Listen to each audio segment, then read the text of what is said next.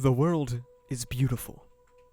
The turning of the planet, the movements of the people within, the animals all going about their day-to-day, all of it in service of people or entities being true to themselves, living the lives they truly wish to.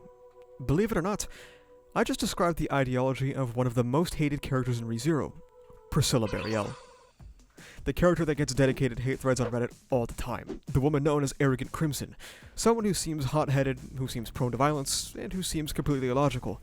A lot of people don't like her, at all, and I get it. Priscilla's pretty mean. I mean, look at what she did to Subaru, who was just, being a chill guy, right?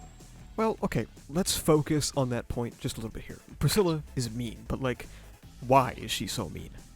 This video is going to have spoilers for all of ReZero, including random side stories, as well as up to wherever we are in Arc 9 at the time of posting, which is about the start of Phase 4. Priscilla abuses Subaru and constantly talks down to him. She physically assaults Heinkel to stop his family-destroying tirade, and she also acts particularly cruel to Amelia, but does soften on her in the Valakian saga. She comes across as pompous and arrogant, but you have to realize where she is directing this hatred. Not to say it inherently justifies it, because it really doesn't, but there is a through line that people don't really look at. The people Priscilla shows the most cruelty to are the people who consistently fumble their way through the life they're living, and she treats people based on how true they are to themselves. The time she's most cruel to Amelia is before her Arc 4 or 5 character growth, when Amelia was a sheltered doll placed into a position of no agency by the unstoppable duo of Puck and Roswell. Her aggression towards Heinkel came at a time when he was acting out against his family, poking at Reinhard and Wilhelm's trauma, even though it becomes increasingly clear as the story goes that Heinkel really does truly love his family and is just, a very depressed and traumatized individual. Her assault on Subaru in Arc 3 doesn't really come out of nowhere. At first, Priscilla admires Subaru for his absurd dedication towards Amelia, going against her wishes to hitch a ride on over to the capital. However, Subaru's actions quickly show her that, for once, her evaluation might be wrong, and Subaru was betraying the idea of loyalty that Priscilla had ascribed to him and was going to lick her foot. As she criticizes him for in Volume 6, quote, "What you have is neither loyalty nor faithfulness. It is filthier than that. It is a dog's existence and a pig's greed. A lazy pig that wants. A swine's greed is the most unsightly of all," end quote. The truth is, Subaru was going against his own claims of loyalty to Amelia. Subaru is someone who's loyal to Amelia, and his act of literally groveling at Priscilla's feet was not the answer he should have sought, nor was it true to the character of Natsuki Subaru that Priscilla had perceived. You see, Priscilla has an unbelievably strong ability to evaluate people. I, at least right now, can't actually think of anybody she was wrong about. Amelia was not even granted the option to live as herself. Subaru was betraying his own values on some warpath. Heinkel wasn't true to his own feelings towards his family. She just really doesn't go about expressing those ideas in the most wholesome way. Ultimately, the thing that Priscilla values most is strength. Damn, it's because of Valakia, right? No, not at all actually, because Priscilla doesn't care about physical strength, like Valakia does, but mental strength. This aspect of Valakia was not exactly drilled into her, and that much is clear if you just, Jesus dude, look at her party. Schult is literally a 12-year-old, and if you read side story content, you realize that his ineffectual strength is actually a struggle of his. He wants to train and become strong enough to achieve the things that he wants to achieve, though Aldebaran doesn't help, giving him terrible advice and stunting his muscle growth. What's important though is that while Schult may be physically weak, his mental fortitude pushes him to never give up and constantly barrel towards the idea that he has in his mind. Al, or Aldebaran, is similar, though just don't show Priscilla how Al used to be, or how he is now. During his time with Priscilla, Al was the most sure of himself that we have seen outside of his time with maybe Echidna, though that's just speculation. He wanted to create a path for Priscilla's success. He created a spot for himself in the camp as a knight, and simply wanted to avoid the life of Aldebaran, something Priscilla would continually poke and prod him about. Al wasn't physically strong, but when Priscilla called him by the name he didn't want to hear, the only time he would actually stand up to her was to correct her on the usage of that name, showing that at the time, Al had completely renounced the previous goal of his and lived only now as Priscilla's knight. Heinkel Estrella is shown to us as a mentally weak, depressed man who can't actually achieve anything. He folds to any threat, he continually gets his ass beat, but there's one thing that Heinkel has not given up on: Luana. Heinkel was pushed into war to try and save her. He sat on the border of life and death for her, and now he's become an enemy of the world and co-conspirator of Aldebaran to save her, no matter what happens to him. They're all weak in their own ways, but the Priscilla camp knows, or knew, what they wanted to do, and they do it. They reject what is traditionally expected of them because of their lacking qualities or strength, trading in place of it a strong determination. This is also why Priscilla bucks viewer expectation, and I mean even character expectation in Arc 5, when she asks Liliana to join her camp and she declines. Even Subaru and Emilia expected Priscilla to lash out or cut her head off, but she doesn't do any of that, and instead admires her for her declining, because ultimately, Liliana wanting to live her own story and not be held down to any one camp, to live true to herself as a traveling bard, it's something exactly in line with Priscilla's beliefs. Priscilla Barielle is truly the sun. In the same way that our sun births life and exhibits immense power, and enables us to grow and become what we are, to show our true selves and live unabated, but also, Jesus, it's too hot and I don't like it, I want to go back inside. One of the details of her character that kind of immediately made me lock in on her, because gee, who knows why I would like this, is her love for stories and interpretive analysis. It's genuinely such a joy and another thing you might not expect from her if you haven't really deeped her yet. Huh. This character that is so mean and cool to people loves the human condition and pulling out your own meanings from subtext. She's so cool, man. I think it's in EX5 where she talks to Schultz about her backstory, passing it off to him as like a fictional story. Schultz found the end of her story as Priscilla Benedict unsatisfying and wanted a different conclusion, something that Priscilla even encouraged in him. It's okay to not like the ending. It's okay to want to forge your own path, and it's okay to disagree with what fate has in store for you. Much as the story of Priscilla Barielle after Priscilla Benedict. There's nothing more true to you than your own experiences, and how your experiences shape how you view stories and art at large. This is exemplified by the end of Arc 8, where Priscilla was put in a place very analogous to the observers. Standing by, watching the story in front of you unfold, ultimately powerless to do anything besides mere suggestion, but Priscilla wasn't happy with that. She wanted the ending to turn out differently, and in turn, provided her love to the world through the power of soul marriage, a power on the surface also unfitting for Priscilla. As the Lipagana squad fights for their life against the hands of fate, Priscilla gives her blessing, rejecting the path of a passerby to a story she wants a hand in changing, and ultimately at the cost of her very own life.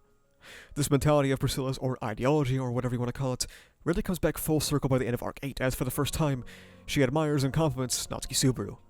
It comes after Subaru overcomes, or at least allegedly overcomes, his identity crisis with Sphinx and uninfantilizes himself back into a grown man. The time when Subaru is most sure of his identity and who he aspires to be, giving up the identity of both Natsumi Schwartz and Natsuki Schwartz, and as she compliments both him and Aldebaran for how they utilize their authorities to bend fate. Bending fate is one of the biggest through lines of ReZero, and it's also especially potent during the Valikia saga. Many of the characters having their own unique relationship with fate and what amounts to the stage. Characters in this story, and even the story itself, often equates itself to a stage play or some form of theater, with the observers in the heavens above as the audience, gently nudging things along through the power of suggestion, or the stargazers. Stride Valikia, Chisha Gold, Cecilia Segment, Vincent Valikia, Priscilla Barielle, Aldebaran, and Natsuki Subaru all have their own unique approaches to the stage, and are also some of the most important characters of the Valikia saga. Well, maybe not Stride, but he's still relevant here, and I think he's cool. For Vincent Valikia and Cecilia Segments, we have an implicit acceptance of the script and the way things are, and at times joyous acceptance that they are on the stage respectively. Vincent Valikia, until the start of Arc 8, gives up on the idea of rewriting the script, accepting that his demise approaches and that there are more powerful forces out there that he can only bend to. Vincent, unwillingly, stands on the stage of the observers. Cecilius stands alongside Vincent on the stage, but unlike Vincent, who doesn't want to be here, Cecilius loves it. Vincent is the unresponsive, washed-up actor who longs for a different career, while Cecilius proudly steps onto the stage and looks at the audience, or the observers, for their reactions so that he can surpass them. Now, Cecilius is not entirely obedient to them, as evidenced by the one-to-one copy-pasted line he dropped from Stride about witnessing the choices the world shall make, but he ultimately accepts his role in the storyline, feeling that he is the leading actor of this world. Stride, Aldebaran, and Natsuki Subaru all have two commonalities linking them together. One, they are ordinary men who exist to break the stage, and of course, two, they are all authority wielders. Stride, like many stargazers before him, had his life direction entirely altered upon the realization that there is an audience. However, unlike the Marioli of Tarita's backstory, Stride sought to disrupt the miniature garden the observers play with. Stride used the authority of pride to challenge the observers by drawing in a tool of theirs and ultimately succumbing to it, giving up his life to destroy the idea of the stage. Natsuki Subaru, likely an apostle of envy, uses the authority of return by death to challenge the very basis of the script, rewriting and disrupting the play every step of the way, giving up his life to tear the manuscript to pieces. Aldebaran, also likely an apostle of envy, uses his authority of whatever it is to maintain his goal of no longer standing on the stage. In the past, it may have been what he aimed for with his territory, but now he only interferes with the stage lights, to make sure that it doesn't shine on him, creating the pathway for a hero in Lopagana and not standing on the stage for Cecilis, but instead tossing his blade to the star actor. He gives up his life to maneuver the spotlight to those who deserve it more. This leaves us with Chisha and Priscilla. Chisha, much like many before him, rejected the play outright, but without any authority to turn back time or any ability to hear the murmurings of the stargazers, Chisha took matters into his own hands, stepping onto the stage to die, while Priscilla, unlike anyone before her, a truly unique existence in this world, voluntarily stepped off the stage. Stars and fate play an instrumental role in the Valakia saga, and as all of our characters put their lives on the line to alter the stage, Priscilla is the one who twists the observer's garden into her own. She gives up her own life to escape the confines of an observer-adjacent experience, and swoops down onto the world one last time as her curtains close. Priscilla, with her love for narrative analysis and interpretive analysis, always choosing what ending suits you more, chose the end of her own story. Hence this still controversial moment where she rejected the help of Natsuki Subaru and asked him to respect her ending. Reaching out to someone with the power to change the script and asking for your part to be kept the same, as it is the most fitting end for yourself, even if it means stepping off the stage, because ultimately, this was Priscilla Barielle's read of Priscilla Barielle, her final, ultimate evaluation of her own character and how her story should end, saving the world that she loved so dearly as it fought against the machinations of the all-powerful. Priscilla vs. Sphinx is her final encounter, and really, Sphinx is a really good final antagonist of her. Of course, Sphinx also has her foils and parallels with Natsuki Subaru, but we glaze them enough around here, so let's think about Priscilla and Sphinx. These two really couldn't be further from one another. Priscilla being vain, arrogant, and beyond sure of herself and her capabilities, whereas Sphinx is on a warpath to become someone she realistically isn't. A lot of people in the online fandom sincerely missed the point of Sphinx and started calling her Echidna when her body transformation happened, but the point was that even if she looks like Echidna, she's not Echidna. Sounds familiar. Sphinx, while held captive in Lip's basement, began to admire him because he so tirelessly dedicated himself to a singular goal. For better or for worse, he lived his life entirely true to himself, and the one who put a stop to that, or punished him for that, at least from Sphinx's point of view, was Priscilla. Ironically, what Sphinx had admired in Lip Barielle would end up being the same quality that Priscilla finds admirable in others. It became a commonality that they would never know that they shared, an admiration of mental strength or dedication to one goal, and because of that, Sphinx wanted to avenge him. She grew to despise Priscilla, and something that she hadn't realized is that at that point, she could never become Echidna. Priscilla had given Sphinx a uniquely Sphinx-related goal. Without realizing it, Sphinx shared common qualities with Priscilla and was given a purpose because of Priscilla.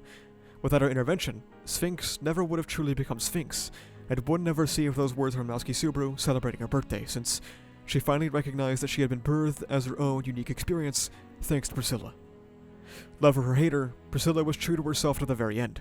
She loved stories, she loved imposing your own will upon the universe, she loved endeavoring to the goal you yearn for within your heart of hearts, and ultimately, she loved the world.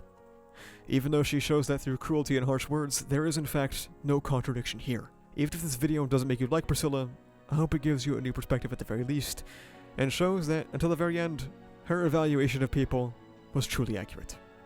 Thank you so much for watching. If you like this video, make sure you subscribe for more. You can also check the description down below to become a member, which gives you benefits like early videos, membership badges, and cool custom emotes.